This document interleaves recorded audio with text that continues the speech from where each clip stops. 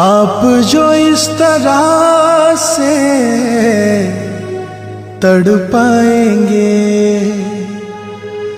ऐसे आलम में पागल हो जाएंगे। वो मिल गया जिसकी हमें कब से तलाश थी, बेचैन सी इन सांसों में जन्मों की प्यास थी।